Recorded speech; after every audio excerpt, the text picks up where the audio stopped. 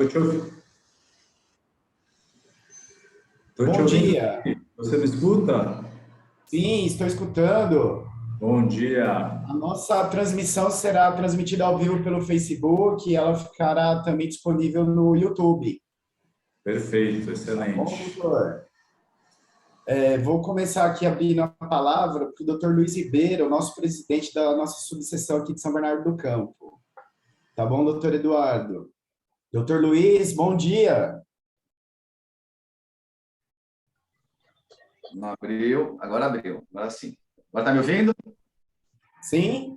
Tá bom. Bom dia, doutor Marcelo. Bom dia, doutor Eduardo.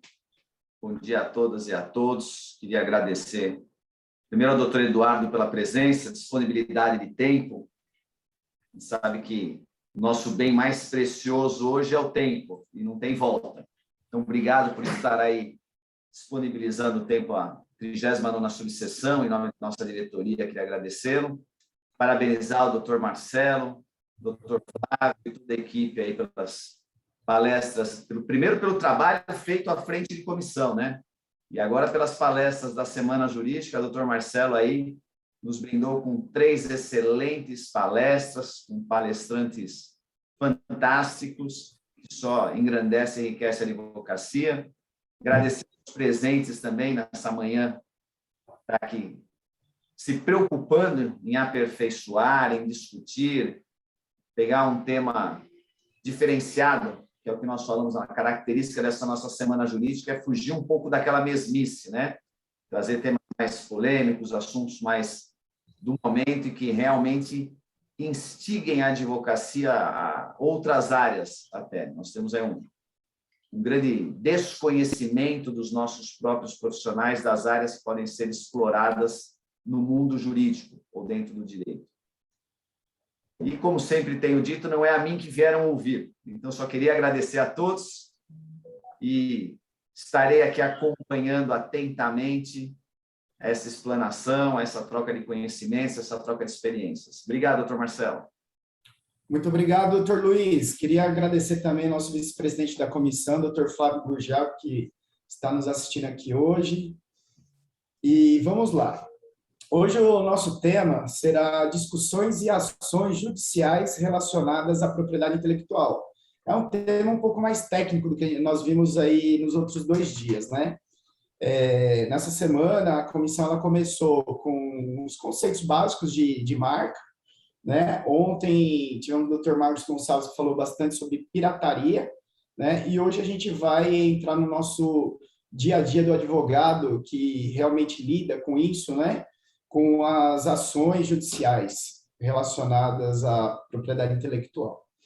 Então, o nosso convidado de hoje, o doutor Eduardo Ribeiro Augusto, ele tem um currículo bastante longo também. Me desculpem pelo meu inglês se eu falar alguma coisa errada, mas eu vou começar iniciando apresentando o doutor Eduardo. Doutor Eduardo Ribeiro Augusto, ele se formou pela Universidade Paulista em 2002. Ele realizou um curso de extensão universitária em propriedade intelectual pela FGV, foi pós-graduado em propriedade intelectual pela FGV também, cursou Frank Pierce Law Center, atual University of New Hampshire, nos Estados Unidos, eleito pela Análise e Advocacia, um dos advogados mais admirados do Brasil na área de propriedade intelectual.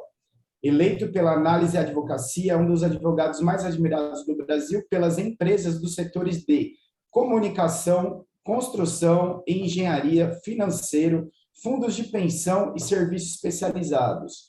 Foi eleito pela Innovation Technology, Intellectual Property Leaders League, um dos advogados mais admirados do Brasil nas áreas de propriedade intelectual, registro de marcas e registro de patentes.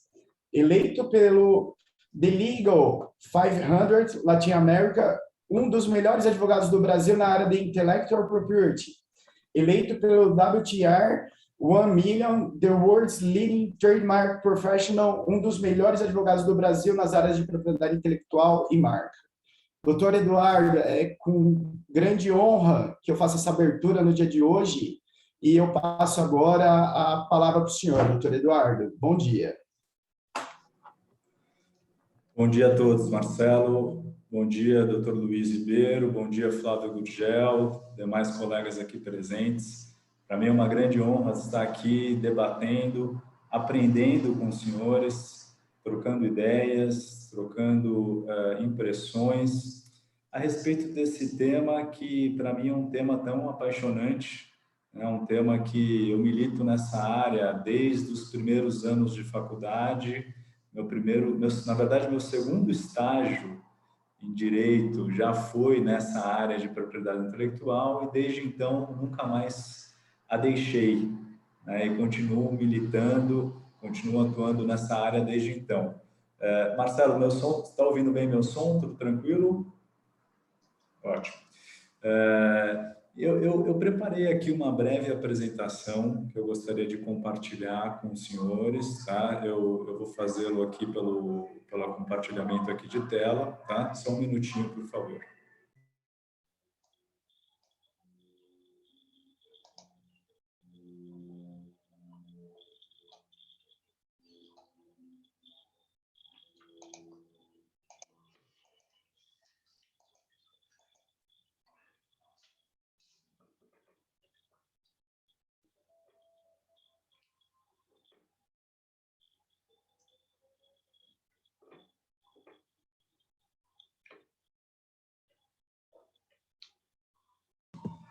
Perfeito. Estão vendo a tela, doutor? Sim, estamos. Perfeito. Então, o objetivo aqui, o nosso propósito aqui é conversar um pouquinho sobre algumas discussões judiciais a respeito de propriedade intelectual. Assim como qualquer propriedade, uma propriedade material, por exemplo, um imóvel, a propriedade intelectual, ela também participa de inúmeras discussões na vida do Poder Judiciário, na vida do advogado. Eu gosto sempre de fazer uma comparação que, assim como qualquer outra propriedade, para que você possa usar uma propriedade intelectual, uma marca, uma patente, um desenho industrial, necessariamente você necessita de autorização do titular, autorização do proprietário. A mesma coisa acontece com o imóvel. Você não pode utilizar um imóvel, chegar num imóvel de praia, pegar ali, arrombar a porta e passar o final de semana no imóvel sem autorização do proprietário. Se você fizer isso, provavelmente você estará sujeito a algum tipo de medida judicial. A mesma coisa acontece com as marcas e com as demais propriedades industriais que a gente vai tratar aqui em diante no nosso tema. Não é recomendável utilizar uma marca de terceiro sem autorização do titular. Se você o fizer, provavelmente estará sujeito às ações judiciais, medidas extrajudiciais, tanto na esfera civil quanto na esfera criminal. A lei da propriedade industrial traz essa possibilidade de que aquele que tem o direito violado, ele pode percorrer o caminho civil ou o caminho criminal de forma independente. Quer dizer, a ação, a violação, ela tem consequências tanto na esfera civil quanto na esfera criminal.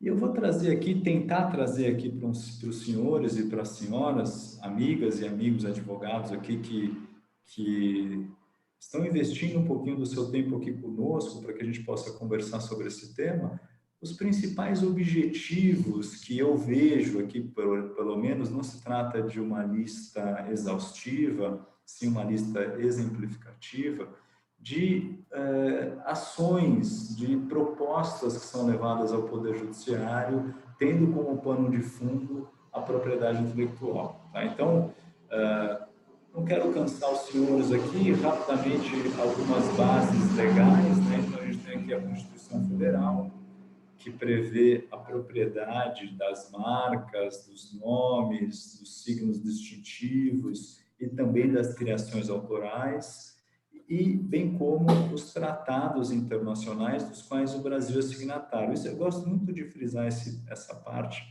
da apresentação, porque algumas pessoas, alguns advogados, alguns estagiários, alguns estudantes de direito imaginam que o assunto de propriedade intelectual é um assunto novo para o Brasil. mas de fato não é novo. Por que eu falo que não é novo? Porque o Brasil, por exemplo, foi um dos primeiros países signatários da Convenção de União de Paris em 1883.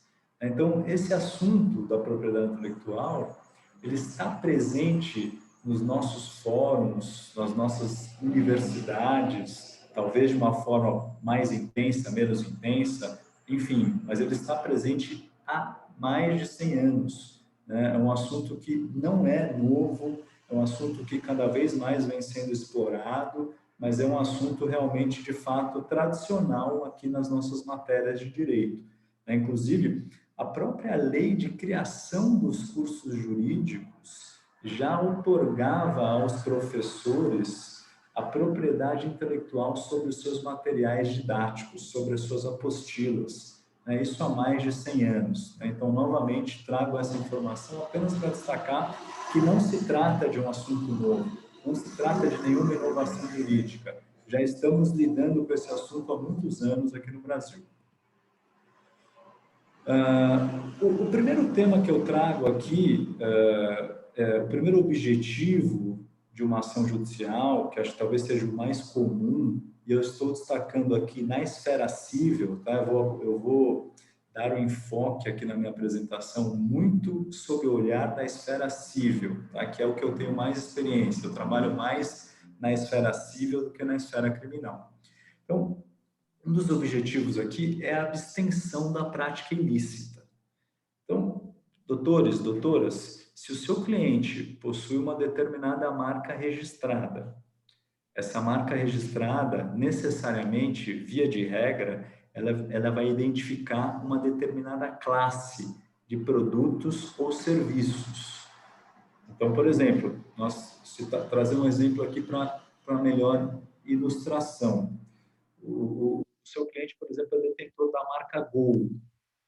Gol para identificar veículos automotores.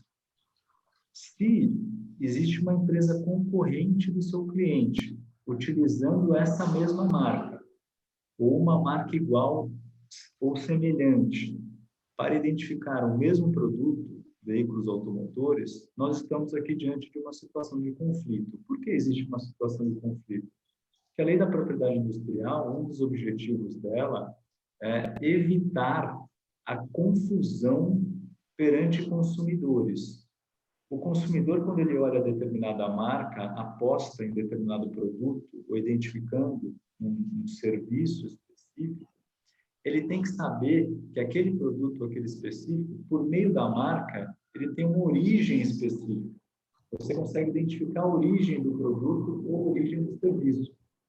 Quando existem mais de uma empresa utilizando a mesma marca ou uma marca igual ou semelhante para identificar produtos iguais ou serviços iguais ou semelhantes ou afins, existe uma confusão ou uma possibilidade de confusão no mercado. E isso a lei proíbe. A lei não permite essa possibilidade de confusão ou mesmo uma associação indevida. Eventualmente pode ocorrer uma associação indevida entre um determinado titular. Para isso, eu trago aqui o artigo 209, nos parágrafos 1º e 2º da Lei da Propriedade Industrial, que ele prevê, inclusive, que o juiz poderá liminarmente, para evitar dano irreparável ou de difícil reparação, determinar a sustação da violação. É o que diz o parágrafo 1º. E o parágrafo 2º trata em relação à apreensão dos produtos. Quando houver reprodução ou imitação flagrante de marca registrada, o juiz poderá determinar a apreensão de todas as mercadorias. E aqui, muito importante, senhores, diferente da área criminal, via de regra, na área civil, especialmente quando estamos tratando de violação de marca, não de violação de patente ou desenho industrial, o juiz, via de regra, ele determinará, se o autor assim solicitar, a busca e apreensão de todos os produtos que estiverem sendo fabricados ou comercializados pelo réu. Por que eu destaco esse ponto? Porque muitas vezes na área criminal, o juiz determina a apreensão de um produto. Vai lá, apreenda um produto, traga o produto aqui para mim que eu vou fazer uma perícia em relação a esse produto para confirmar se de fato existe uma violação. Aí já é um ponto que eu vejo uma falta de efetividade. Se você levar essa situação para a realidade de um pedido de busca e apreensão, se você vai até o lojista ou até o fabricante de produtos ilícitos e apreende um produto, vai fazer a perícia e volta daqui 30 dias com o resultado do laudo, você não vai encontrar mais os produtos sendo comercializados ou sendo fabricados. É claro que o réu ali daquela demanda, ele não vai ficar esperando daqui 30 dias para que você volte ali com o oficial de justiça para apreender os demais produtos.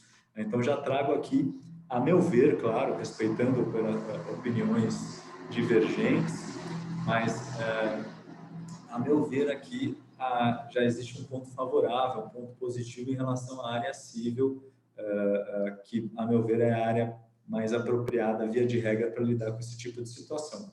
Então, aqui, esse artigo 209, parágrafo 1º, parágrafo 2º da Lei da Propriedade Industrial, é um dispositivo muito utilizado quando o autor ingressa com uma ação judicial, via de regra, uma ação indenizatória, a gente vai tratar um pouquinho mais para frente a respeito disso, e ele faz um pedido nessa ação indenizatória, liminar, para que o réu se abstenha de utilizar, imitar, reproduzir fraudulentamente o produto ou a marca, ou apreenda, um pedido de apreensão dos produtos falsificados, ilícitos, que imitam a marca do autor. Então, é um dispositivo bastante empregado, bastante utilizado em ações dessa natureza. A mesma questão, a mesma situação também envolvendo produção de provas. Tá? Então, especialmente quando a gente está tratando de software, então, só para lembrar aqui, eu peço desculpa, não quero ser repetitivo e também não quero ensinar o Pai Nosso ao vigário, mas acho que vale a pena a gente tentar estabelecer, limitar aqui e definir o nível de conhecimento. Quando a gente está tratando de propriedade intelectual, que é o gênero, propriedade intelectual engloba duas grandes espécies, as principais, né? Propriedade industrial de um lado, marcas, patentes, desenhos industriais, repressão à concorrência desleal, e de outro lado, direitos autorais e direito de software. Né? Softwares nada mais são do que programas de computadores. Então, essa é uma demanda também muito comum no Poder Judiciário brasileiro, quando um autor ou um titular de um programa de computador, um programa de software, ele tem esse seu programa utilizado indevidamente, como é mais difícil você constatar esse uso indevido por meio de uma simples visita à empresa ou qualquer tipo de outra abordagem na empresa, porque o programa está instalado no computador. Então, quer dizer, esse uso indevido, esse uso ilícito, ele não é visível a olho externo.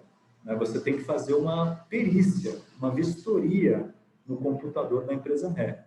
Então, essas medidas de vistoria, de produção antecipada de provas envolvendo programas de computador, são demandas extremamente comuns no nosso Poder Judiciário. Aqui eu trago apenas a base, que é o artigo 13º, artigo 13 aqui da Lei de Software, a Lei 9.609 de 98, à época ele falava até em busca e apreensão de computadores. Hoje em dia, via de regra, não é necessário fazer a busca e apreensão do computador. O perito, nomeado pelo juiz, ele faz uma diligência na empresa, uma diligência, claro, inaudita altera pars, né? Quer dizer, uma diligência sem agendamento, uma diligência sem ciência prévia do réu, porque se o réu tiver ciência prévia, muito provavelmente ele vai deletar todos os programas de computador, ele vai apagar todos os programas de computador ilícitos que eventualmente ele esteja utilizando.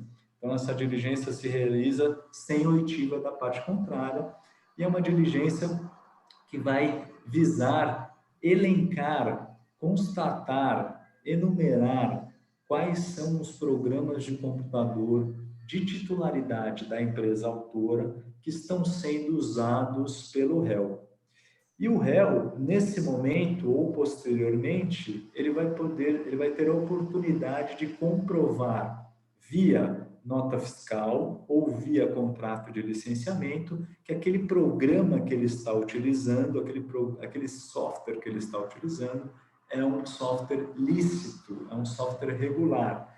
Caso ele não comprove dessa forma, por meio de nota fiscal ou por meio de contrato de licenciamento, provavelmente serão considerados como ilícitos esses programas de computador, e aí o titular do programa vai ter a possibilidade de ingressar com uma outra ação, que seria uma ação indenizatória, visando o ressarcimento pelo uso indevido dos seus programas de computador. Atualmente, existe um posicionamento bastante consolidado em segunda instância e até mesmo no STJ, de que se o sujeito está utilizando indevidamente o software do autor, a indenização deverá ser calculada não apenas com base no valor regular do software, porque se assim o fosse, seria muito confortável para o réu simplesmente correr o risco de usar o software irregular e, eventualmente, sendo pego, ele teria que pagar uma licença que qualquer consumidor comum já paga. Não é assim que funciona a via de regra e, ao meu ver, de forma correta, o STJ vem consolidando o entendimento de que o réu deveria pagar 10 vezes o valor do software irregular que ele estava utilizando, a título de indenização punitiva, porque a indenização tem um caráter punitivo, além de um caráter educativo, mas também punitivo. Então, não adiantaria apenas cobrar o valor do programa de computador que está sendo utilizado indevidamente.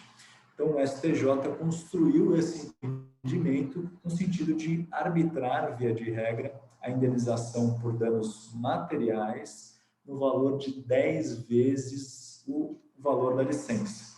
Então, isso também é uma discussão bastante comum em sede aqui do nosso Poder Judiciário. Existe uma jurisprudência muito consolidada em diversos tribunais estaduais, especialmente também no STJ. Tá? Outro ponto aqui que eu trago, a fim de tentar deixar a minha apresentação um pouco mais palatável, um pouco mais leve, eu trago aqui também uma questão de concorrência desleal, né? Concorrência desleal é a bacia das almas da Lei da Propriedade Industrial. Por que é a bacia das almas? Porque existe um artigo 195, inciso 3º da Lei da Propriedade Industrial, que prevê que comete crime de concorrência desleal quem emprega meio fraudulento para desviar clientela de outro, né? O que seria esse meio fraudulento? Ele é muito amplo, ele pode ser qualquer coisa. Qualquer coisa pode ser considerado como um meio fraudulento, desde que o juiz se convença, mas, em teoria, existem várias atividades, várias condutas que poderiam ser consideradas como um meio fraudulento empregado para desviar a clientela de outro, né? Via de regra, quando existe uma disputa entre autor e réu e o autor não está fundamentando a sua medida em nenhum título, o que seria um título?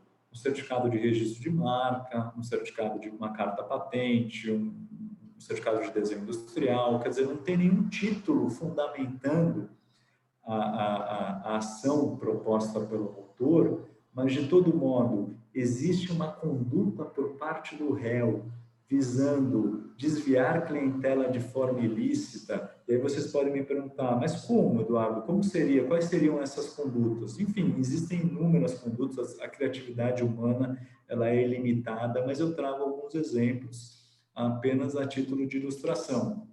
Às vezes, o réu se vale de cores semelhantes às cores do produto do autor. A disposição das cores também é importante, formato de letra, aparência do produto, aparência do estabelecimento, que a gente chama de trade dress, né, que saudoso professor Denis Borges Barbosa, que eu tive a honra de ser aluno, ele falava que é o jeitão do produto, né? Aportuguesando o termo de trade dress. O que é o trade dress? É o jeitão do produto, é o jeitão do estabelecimento comercial. Então, é aquela aparência, é aquela disposição de cores, é aquele formato de produto, de cardápio, de cadeira, de móveis, enfim, de fachada. Então, assim, por isso que eu falo que agir contra a concorrência desleal, muitas vezes você tem uma janela muito grande de trazer assuntos para dentro da concorrência desleal. E aqui eu trago um exemplo que se tornou mais comum recentemente, que é a questão do marketing de emboscada. Então, o que seria o marketing de emboscada? Marketing de emboscada, doutores e doutoras, a meu ver, seria o seguinte: quando a gente trata de um evento particular, especialmente um evento esportivo, como, por exemplo, Copa do Mundo, Olimpíadas, Campeonato Brasileiro de futebol, enfim, nós estamos tratando de eventos particulares. Esses eventos são, via de regra, particulares, eles são promovidos por determinadas entidades. E nessa promoção, nessa realização desses eventos, via de regra, esses organizadores, promotores, eles contam com patrocinadores. Quem são os patrocinadores? São aquelas empresas que investem dinheiro para ter a sua marca exposta durante aquela transmissão daquele evento, da organização daquele evento, visando atrair, por óbvio, clientela, visando expor a sua marca para milhões e milhões de telespectadores. Pois bem, tratam-se de contratos privados entre o patrocinador e o organizador daquele evento.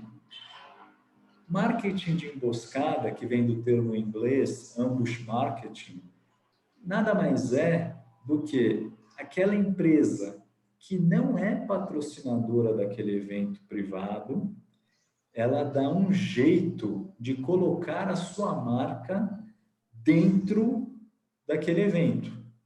Trazer aquela marca, expor aquela marca dentro daquele evento, no âmbito daquele evento, para milhões e milhões de telespectadores.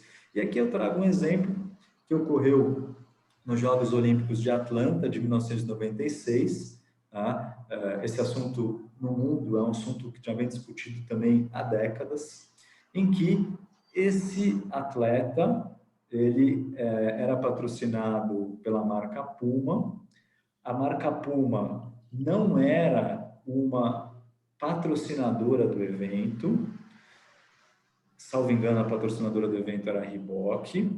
E, no entanto, esse atleta, depois que ele ganhou uma prova, ele teve uma posição de destaque numa determinada prova, ele foi conceder uma entrevista para a imprensa e quando estava, ao aparecer nessa coletiva de imprensa, ele estava utilizando aqui essas lentes de contato com símbolos, com o símbolo da marca Puma, com a Puma mesmo sendo exposta. Veja que maneira mais criativa, né, de trazer a marca daquela empresa que não é patrocinadora do evento para dentro do evento, sem ter que pagar milhões e milhões de reais, de dólares, a título de cotas, para participar daquele evento como patrocinador. Então, veja, senhores, aqui nada mais é que também um ato de concorrência desleal. Poderia ser classificado como um ato de concorrência desleal. Empregar um meio fraudulento para desviar clientela de outro. Quer dizer, a Puma não era patrocinadora, claro, sem entrar nos meandros do caso, sem entrar nas peculiaridades dos contratos, olhando a questão em tese, né? Aqui seria uma maneira que a Puma pensou, arquitetou, de colocar a sua marca para dentro dos Jogos Olímpicos de Atlanta de 1996, sem ser uma patrocinadora, sem ser uma empresa patrocinadora. Então, aqui, em teoria, poderia ser classificado aqui como uma questão de ambush marketing, uma questão de marketing de emboscada. Inclusive, o Poder Judiciário brasileiro chegou a analisar algumas situações parecidas como essa, até mesmo em eventos de carnaval. Então, o carnaval é a mesma coisa, o carnaval é um evento privado, quer dizer, desculpa, melhor dizendo, ele é um evento público que tem patrocinadores. Então, aqueles que pagam para estar dentro do evento, aquelas empresas que são patrocinadoras, elas querem exclusividade. Elas não querem dividir ali a tela da sua televisão ou as notícias com uma empresa concorrente que não pagou para estar ali dentro, né? Que não é uma patrocinadora do evento. Aqui é um caso bastante interessante, né? Bastante curioso, e nós temos vários outros exemplos, aqui mesmo envolvendo a empresa Lupo, né? Então o jogador Neymar aqui numa final de Champions League, ele também ficava, via de regra, levantando ali a camiseta e mostrando ali a marca Lupo da sua cueca, né? Então, assim, a Lupo não é patrocinadora, não era patrocinadora da Champions League, né? Claro, vocês podem falar, não, Eduardo, você está exagerando. Tudo bem, eu posso estar exagerando, mas eu só estou trazendo aqui alguns exemplos de criatividade das empresas para tentarem entrar, tentarem pegar carona num evento de tamanha magnitude como esse, que a empresa teria a oportunidade de expor a sua marca para milhões de telespectadores. Só que para fazer isso, ela tem que pagar, né? Ela tem que ser uma patrocinadora do evento. Então, o marketing de emboscada é quando a empresa não é patrocinadora de evento e ela tenta, de alguma forma, trazer sua marca para dentro do evento. E o que tudo isso tem a ver com propriedade industrial? Ao meu ver, tem tudo. Por quê? Porque você está empregando um meio fraudulento para desviar a clientela de outro. Vocês podem discutir comigo e falar, não, mas não é um meio fraudulento.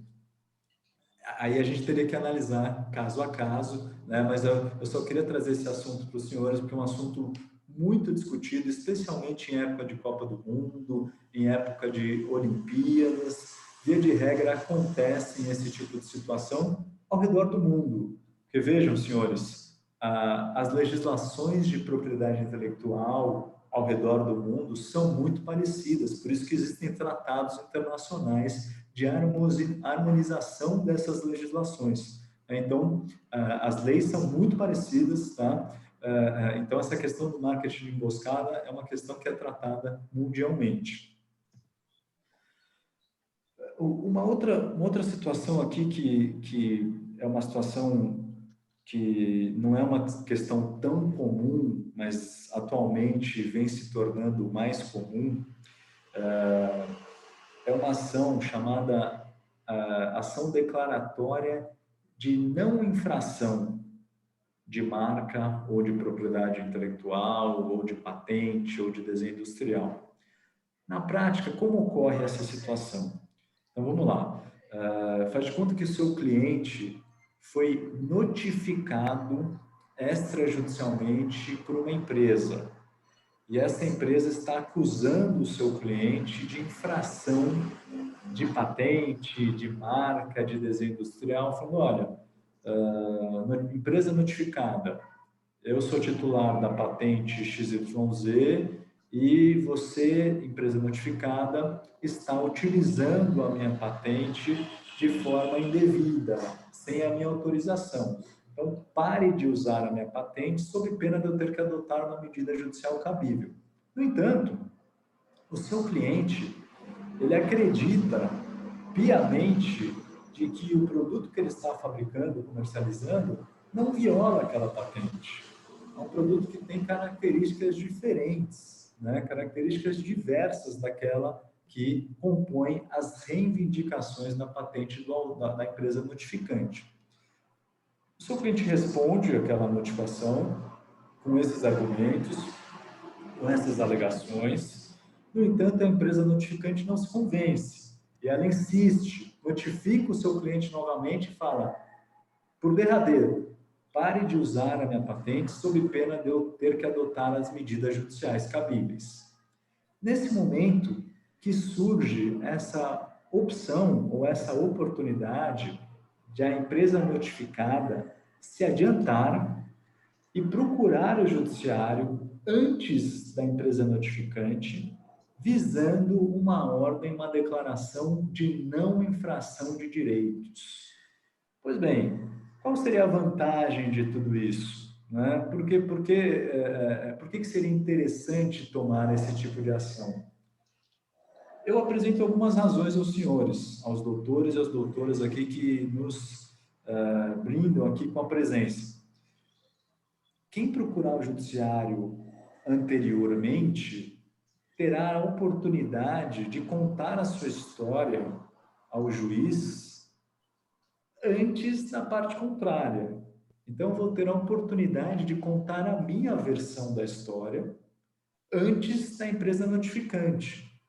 Então, eu vou lá, apresento essa ação, uma declaração de não infração, via de regra, amparada, se nós estivermos tratando de patentes ou desenhos industriais, de um laudo ou de uma análise técnica que comprove a minha afirmação, que dê subsídio para a minha afirmação, no sentido de que o produto do meu cliente não viola o direito de propriedade industrial da empresa notificante. Então, isso nos Estados Unidos ocorre com bastante frequência, e aqui no Brasil é uma ação que também está ganhando corpo, tá? É uma estratégia que está ganhando aqui bastante credibilidade, porque você, ao invés de esperar a empresa notificante ingressar com uma ação judicial contra o seu cliente, se você está convencido de fato que o produto do seu cliente não viola o direito de propriedade industrial ou o direito autoral mesmo da empresa notificante,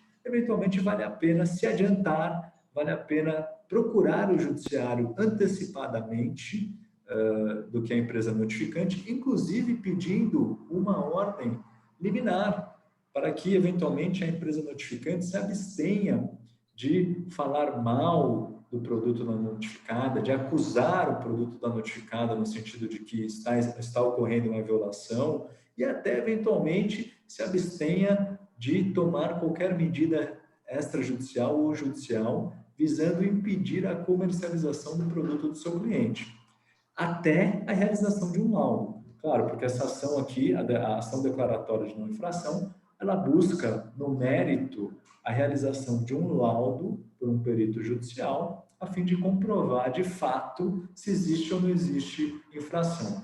Então, eu fiz questão de trazer essa estratégia, né, essa opção para aqueles colegas que militam na área de propriedade intelectual.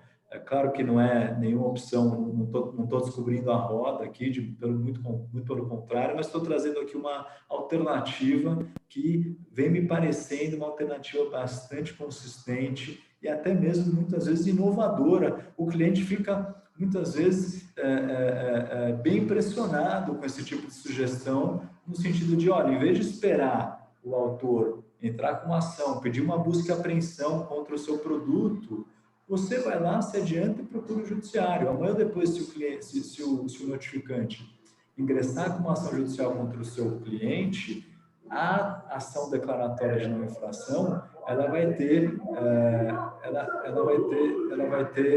preferência aqui, ela vai ser uma ação precedente. Marcelo, não sei se você está ouvindo, está passando um áudio aqui externo, não sei se está atrapalhando aqui a minha apresentação.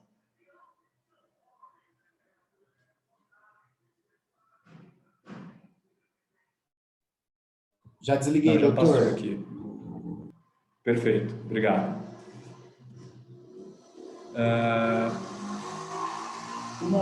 Uma outra discussão bastante comum aqui envolvendo discussão judicial, envolvendo propriedade industrial, são as ações de nulidade. Eu coloquei aqui nulidade de marca, mas pode ser uma nulidade de patente, pode ser uma nulidade de desenho industrial, né?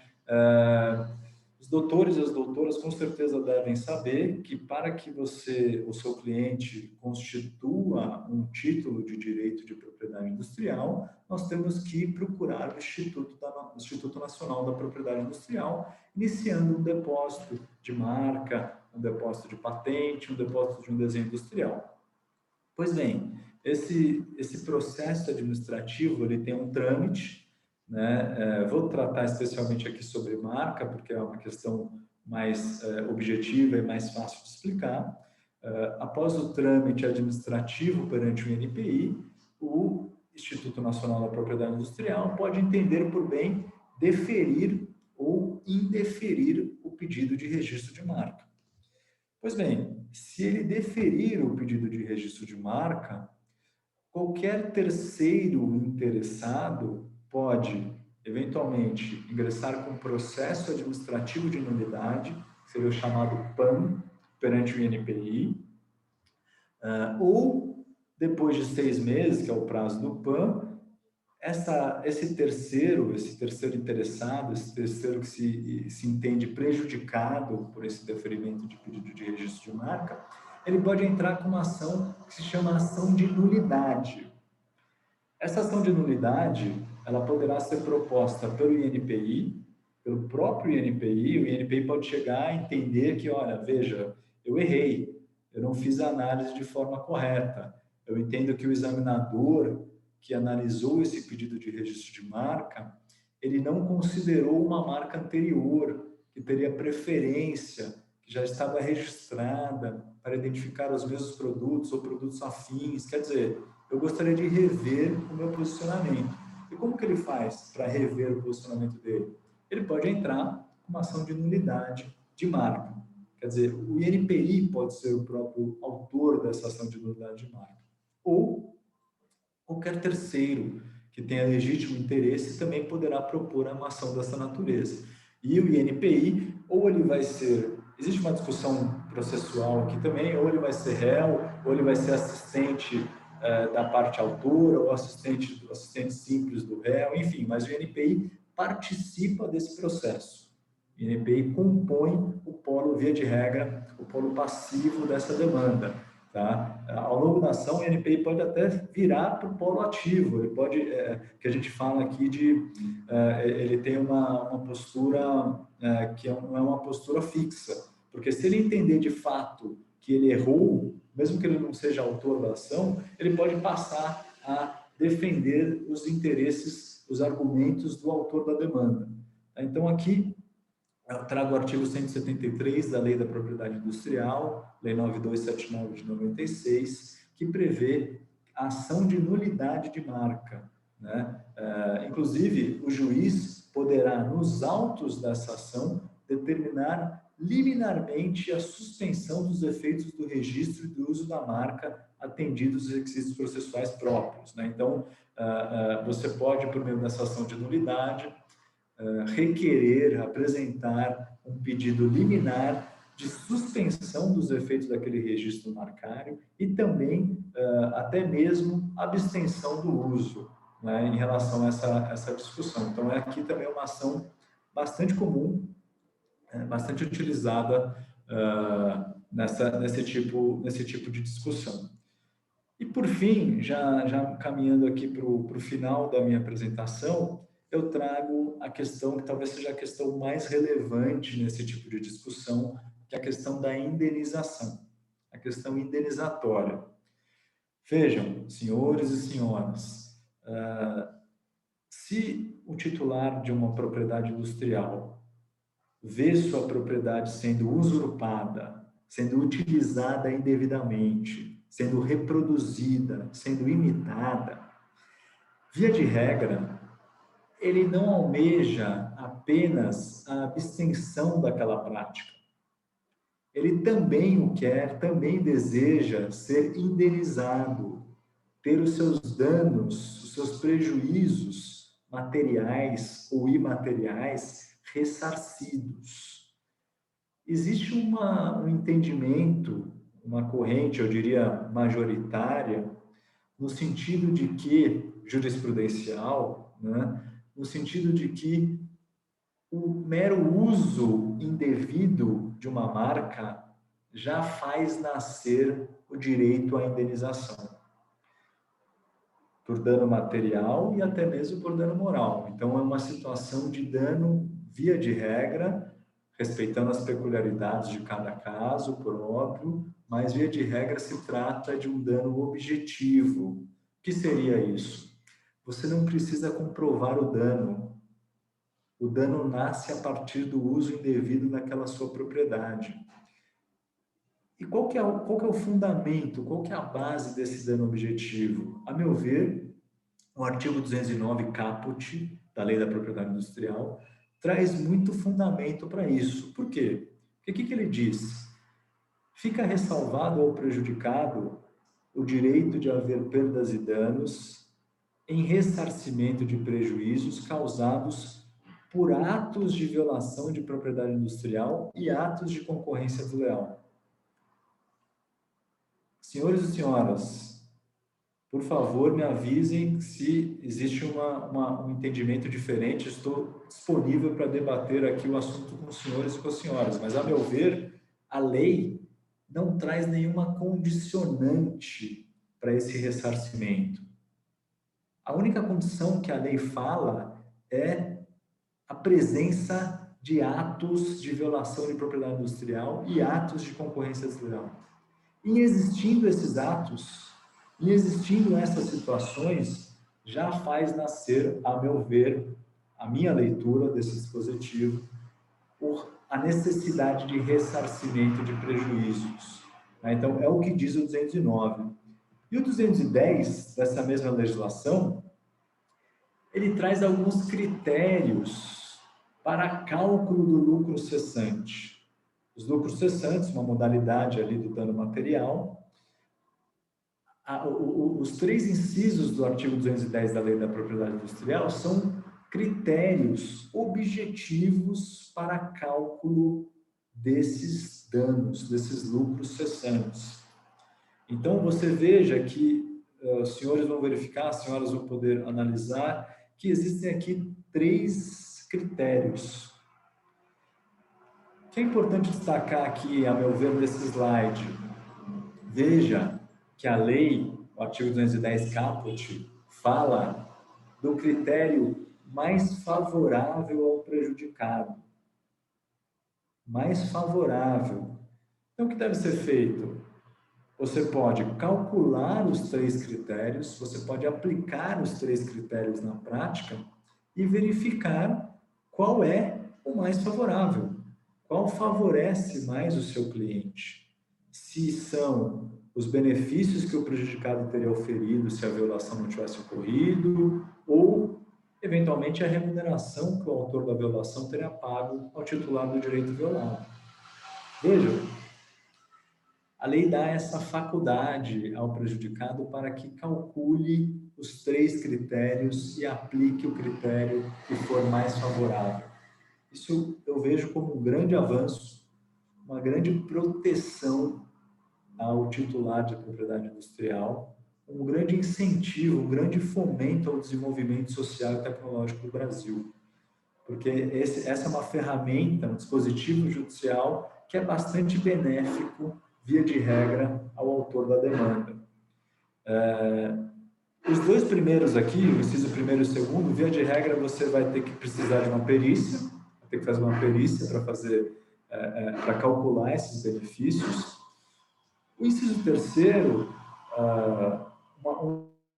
um critério bastante objetivo, que pode ser eventualmente utilizado e vem sendo aceito, em primeira instância, especialmente, por alguns juízes, especialmente juízes aqui de São Paulo, em que o que acontece? Via de regra, quando você tem um contrato de licenciamento, se o seu cliente ele licencia a marca dele para terceiros, via de regra, esses contratos de licenciamento prevêem alguma garantia mínima. O que é garantia mínima? A garantia mínima é assim, olha, o licenciado vai ter que pagar 5% de royalties para o licenciante. No entanto, no mínimo, por ano, ele vai ter que pagar ao licenciante R$100 mil, a título de garantia mínima. Então, essa é a garantia mínima. Via de regra, contratos de licenciamento trazem esse tipo de garantia. Então, a meu ver, é muito fácil, seria muito fácil, em teoria, trazer esse critério objetivo da garantia mínima para aplicar o inciso 3º. Por quê? O que diz o inciso 3º? A remuneração que o autor da violação teria pago para explorar legalmente o bem. A garantia mínima é isso, é a remuneração que o autor da violação deveria ter pago. Então, a gente consegue, muitas vezes, sem mesmo precisar de um trabalho pericial. Sem mesmo ter que contratar um perito, a gente consegue, trazendo aos autos, juntando aos autos a cópia de um contrato de licenciamento que prevê essa garantia. Eventualmente, você tem uma argumentação ali para tentar convencer o juiz a aplicar o inciso 3º, que eventualmente seria o inciso mais benéfico ao seu cliente. Tá? Aqui eu trago apenas uma jurisprudência, apenas a título de exemplo, a título de ilustração, no sentido de que o STJ vem entendendo, especialmente pela brilhante ministra Nancy Andrighi, de que, de fato, o dano causado, ele nasce da própria violação. Então, havendo violação de direitos de propriedade industrial, já nasce o dano na linha do artigo 209 caput da Lei da Propriedade Industrial, que nós analisamos aqui recentemente na minha apresentação. Doutor Marcelo, essas seriam as informações que eu gostaria de compartilhar aqui com os colegas, com as pessoas aqui que nos deram a honra da presença. Como o nosso presidente Luiz Ribeiro comentou, de fato, o tempo é um bem, talvez o bem mais precioso, né? Não tem retorno, o tempo investido você não recupera, mas eu gostaria muito de agradecer, espero que os senhores, as senhoras, os doutores e doutoras tenham compartilhado um pouquinho aqui conosco das nossas impressões, acompanhado aqui as nossas ideias, os nossos debates, as nossas propostas, os nossos entendimentos, e eu fico à disposição caso tenha algum comentário, alguma dúvida que eu puder esclarecer, mas de antemão já queria agradecer enormemente ao presidente da Comissão de Direitos de Propriedade Intelectual da OAB, Subseção São Bernardo do Campo, Dr. Marcelo Rodrigues, e ao presidente da subseção, Dr. Luiz Ribeiro. Agradeço imensamente pela oportunidade, fico muito feliz com esse tipo de oportunidade de poder debater esse tema, fomentar o estudo desse tema, que é um tema tão apaixonante, a meu ver. Muito obrigado. Doutor Eduardo, muito obrigado pela sua participação. A sua palestra foi muito boa, tá bom, doutor? Em nome da OAB de São Bernardo, eu agradeço.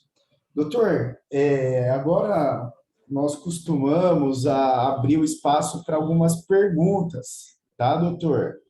Se alguém tiver alguma pergunta, pode mandar pelo nosso chat aqui que eu repasso para nós. E eu gostaria de fazer uma pergunta, doutor, que não é minha área, software, não é minha área, tá, doutor? E me veio aqui uma indagação. O senhor falou em relação à indenização que o STJ pacificou em relação aos as 10 licenças como indenização a título de dano material. E em caso de software, doutor, tem dano moral envolvido nessas sentenças ou não?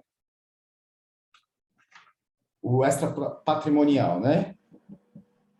Vamos lá, doutor Marcelo, muito obrigado pela pergunta e pela oportunidade de debater um pouquinho o tema. Tá? Sim, o STJ vem consolidando com alguns julgados a aplicação desse critério a título de cálculo de dano material de 10 vezes o valor da licença. Tá? Via de regra, não é aplicado o critério do artigo 103, parágrafo único da Lei de Direitos Autorais, que prevê o cálculo de 3.000 vezes o valor do produto. Tá? Esse é um critério trazido pela Lei de Direitos Autorais, não é aplicado, eu acho que até de forma correta, porque se você pega, às vezes tem programas de computador cuja licença custa R$20.000, R$15.000, quer dizer, você multiplicar esse valor por 3.000, a meu ver, seria um valor exorbitante, seria um valor extraordinário, que eu acho que, via de regra, o réu da demanda não teria condições de arcar, e não seria um valor justo, a meu ver. Em relação a dano moral, via de regra não há. Nas ações que eu costumo militar, representando titulares de programa de computador, nós não solicitamos, nós não pleiteamos o dano moral, porque, via de regra, essas ações são propostas pela pessoa jurídica. Quando a gente está tratando de direito autoral, né, via de regra, seria devedor, seria titular de um dano moral o autor, a pessoa física, né? A lei prevê, o artigo 11 da Lei de Direitos Autorais prevê que o autor é pessoa física, então o criador é pessoa física, originariamente. Claro que você pode transferir os direitos patrimoniais para uma empresa, né, para uma pessoa jurídica. Agora, você não transfere os direitos morais. Então, como o software está ali pendurado ali na Lei de Direitos Autorais, né, a própria lei prevê que a lei vai ser aplicada em conjunto, se valendo dos dispositivos da Lei de Direitos Autorais. O que acontece é que, via de regra, a meu ver, uma empresa titular dos direitos patrimoniais de um programa de computador não faria jus a qualquer tipo de indenização a título de dano moral. Primeiro, porque o dano moral, na legislação de direito autoral, ele é exclusividade da pessoa física, né? Os direitos, o artigo 24 da Lei de Direitos Autorais prevê que os direitos morais são inalienáveis e irrenunciáveis. Então, você não aliena o autor, o criador da obra, ele não aliena aqueles direitos morais. Então, a meu ver, por essas razões, eu entendo que não seria devida qualquer tipo de indenização. Claro, gostaria de ouvir os demais colegas, estou aqui para debater o tema, mas, a meu ver, não seria devida a indenização por dano moral, razão pela qual eu nem trago esse tipo de pedido nas ações judiciais que eu tenho oportunidade de distribuir em nome de titulares de programas de computador. Muito obrigado, doutor. Perfeitamente. Se alguém tiver mais alguma pergunta, eu solicito que seja feito através do chat, mas eu imagino que não temos, não, doutor. Se o doutor Luiz se ele estiver presente, eu vou passar a palavra para ele, doutor, para... Acho que o Fábio tem uma pergunta que ele falou, eu tenho aqui no chat. Chegou. Vamos aguardar.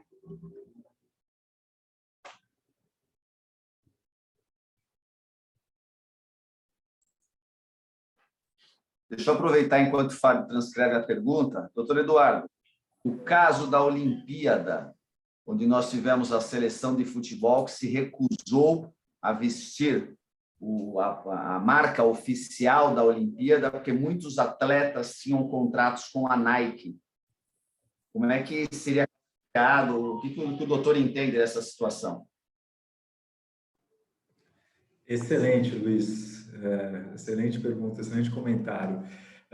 Bom, como eu comentei aqui ao longo da minha apresentação, esse tipo de evento é um evento privado.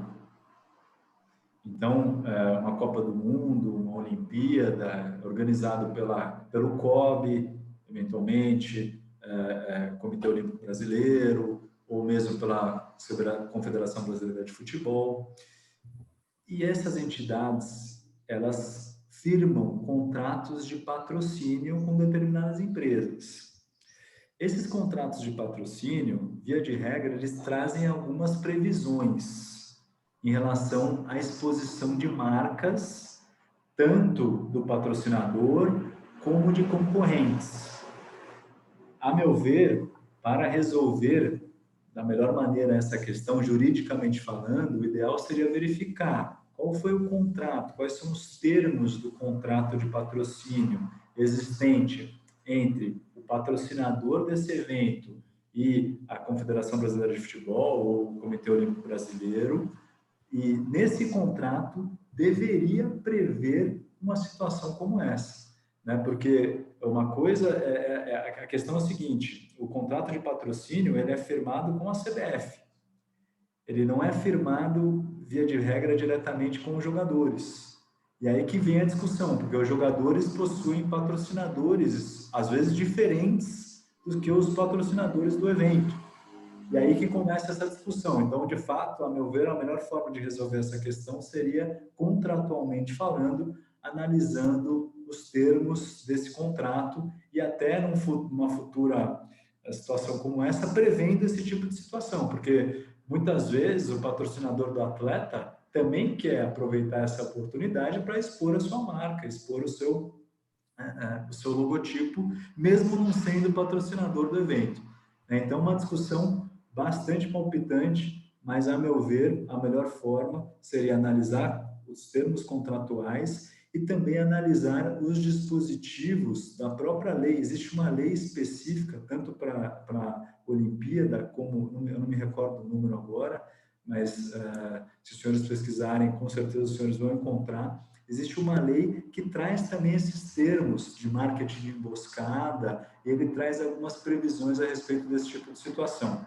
Então, eu me recorreria ao contrato, me recorreria a essa legislação específica do COB e da CBF, e também, por óbvio, a lei da propriedade industrial.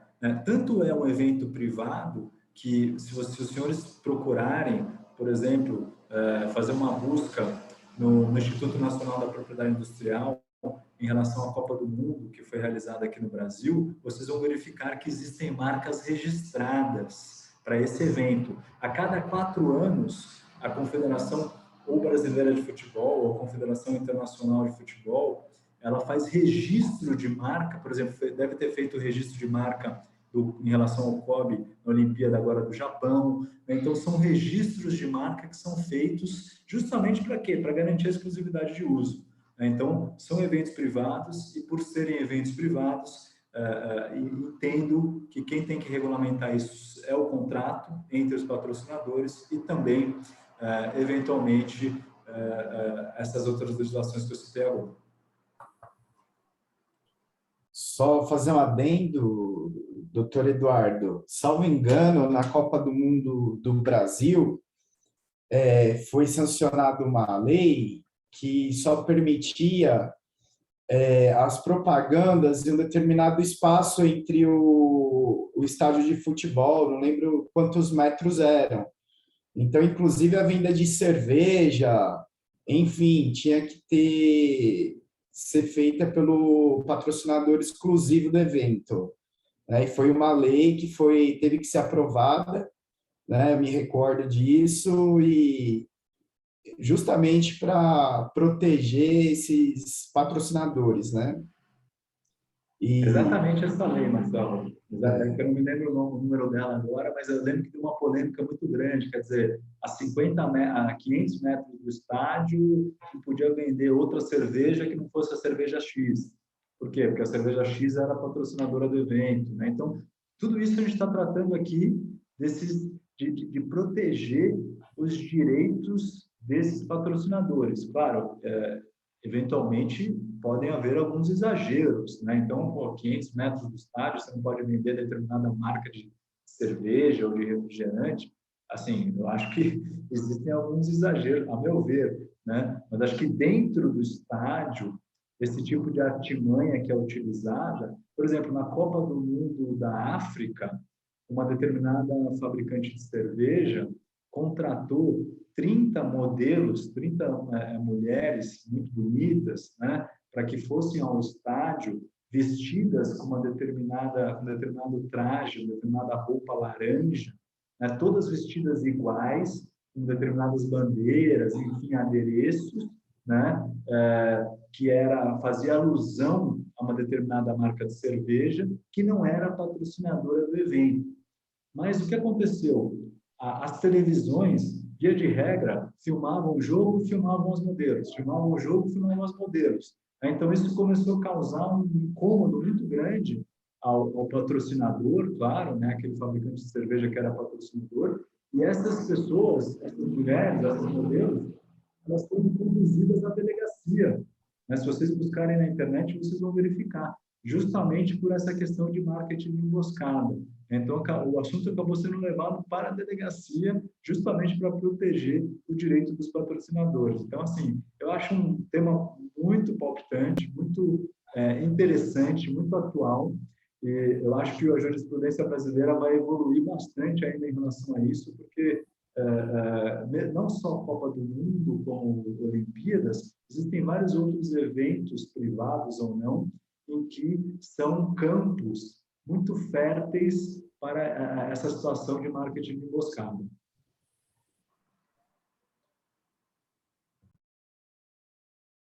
Doutor, temos duas questões aqui do nosso colega Fábio. Né? A primeira é como o TRF2 vem decidindo em relação ao pedido de abstenção e de indenização nas ações de nulidade.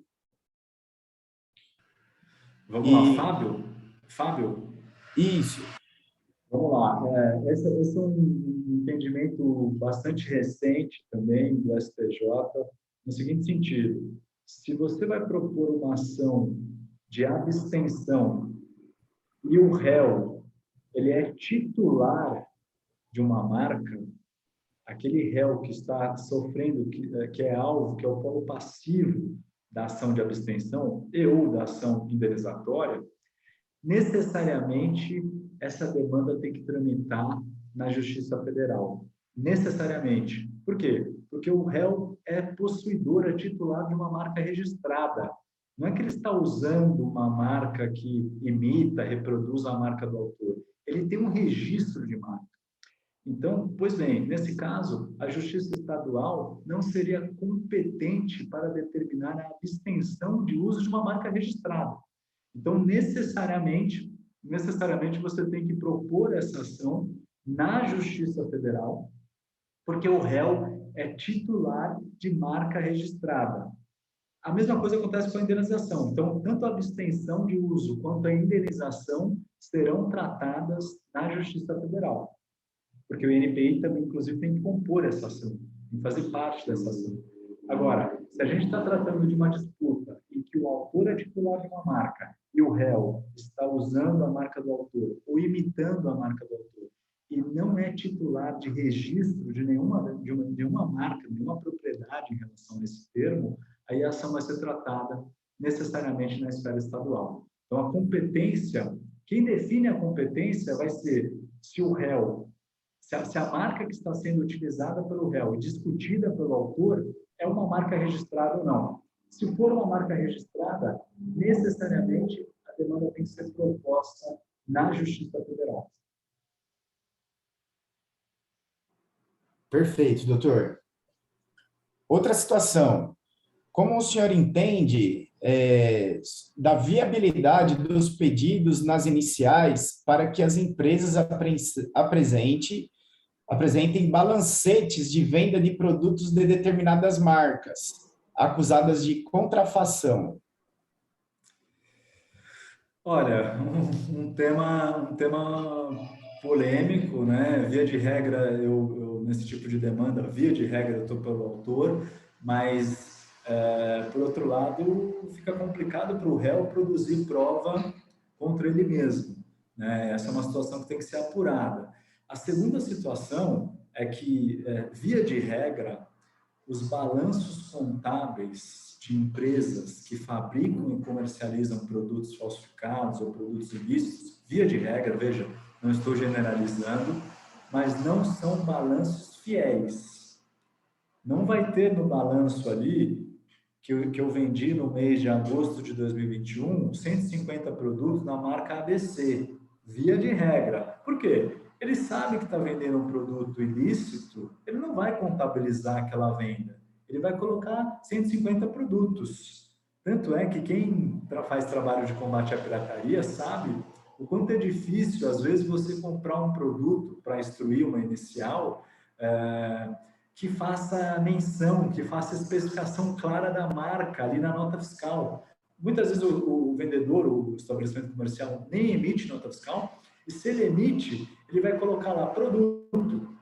Né? Então, é uma situação bastante complicada, mas eu vejo assim, o autor pode pedir, se o juiz conceder, ótimo, vai ser um critério para efeitos de indenização, efeitos de cálculo de dano material / lucros cessantes. Agora, eu vejo que existem essas situações aqui de balanceamento em relação a esse tipo de pedido. Perfeito, doutor.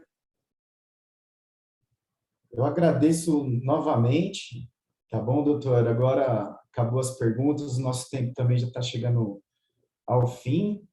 Eu passo a palavra novamente para o nosso presidente, doutor Luiz Ribeiro.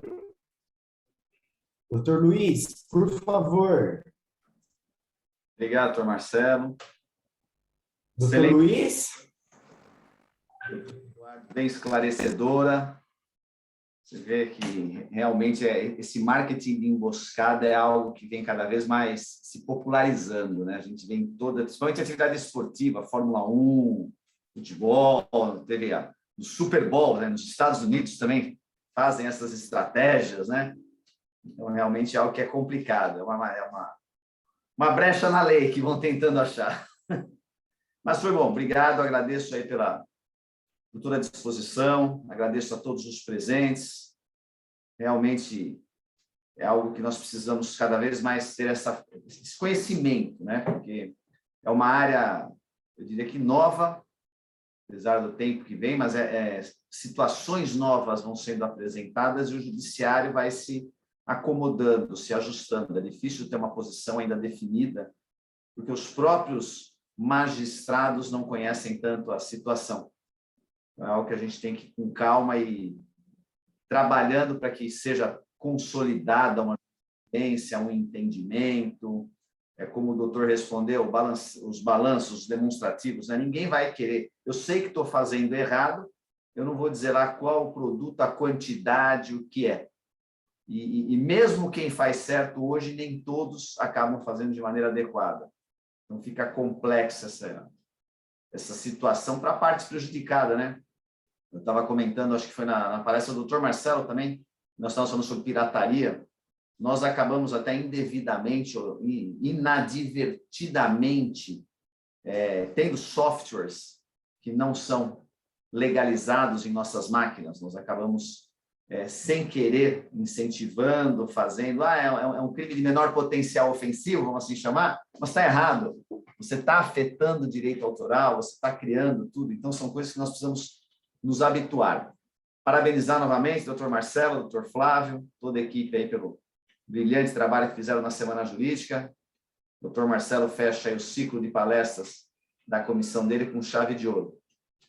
E hoje à noite, convido novamente todos, teremos 2 palestras, às 18h30 e às 20 horas, com o Cândido Dinamarco, falando um pouco sobre processo civil.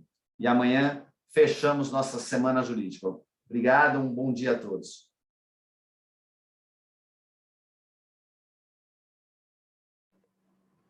Tchau, obrigado, bom dia. Está sem áudio, Marcelo. Desculpa. Doutor Luiz, eu agradeço muito a oportunidade que nos deu, né, para a gente formatar esses 3 seminários com ótimos palestrantes. O doutor Eduardo aqui, eu acho que o tempo foi curto, que ainda teria até algumas outras colocações para fazer. E eu agradeço muito, doutor Eduardo, a sua atenção, a sua disponibilidade aqui conosco da OAB de São Bernardo do Campo. E agradecer a todos os presentes desses 3 dias que nós tivemos. E agradecer ao doutor Luiz Ribeiro, nosso presidente. Tá bom? Fiquem todos com Deus. Doutor Eduardo, muito obrigado novamente. Doutor Luiz, muito grato. Um abraço a todos. Grande prazer, Marcelo. Obrigado pela oportunidade. Fico à disposição para a gente replicar o evento. Dia 3 de dezembro, é o Dia Nacional de Combate à Pirataria. A gente pode já começar a pensar em alguma coisa nesse sentido. Perfeito, doutor. Perfeito. Vamos formatar essa ideia. Obrigado. Tchau, tchau. Bom dia. Obrigado, um abraço. Tchau, tchau. Tchau.